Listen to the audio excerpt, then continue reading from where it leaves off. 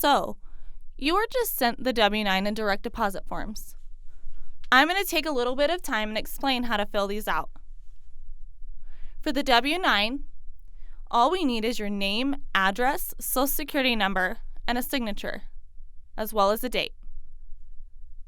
You can use many apps on your cell phone to fill these out electronically, or you can print this and upload it into your profile. On the direct deposit form, you will select New Setup. Name of the financial institution is the name of the bank that you wish the funds to be deposited into. The transit number is the routing number from your bank or the first series of numbers on your check. The account number is the second set of numbers on the check, or the number issued to you by your financial institution.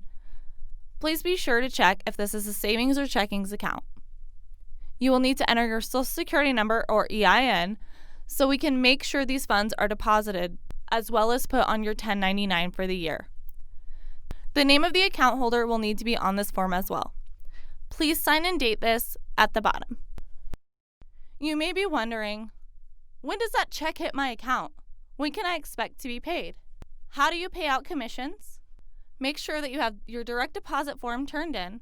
We pay out all orders after delivery. Checks are issued on the 15th and 30th of each month. You can easily track your commissions on the My Business tab of the website. Log in and head to My Business. You'll see Profile. Here you will find your trainer's information as well as all of your personal information.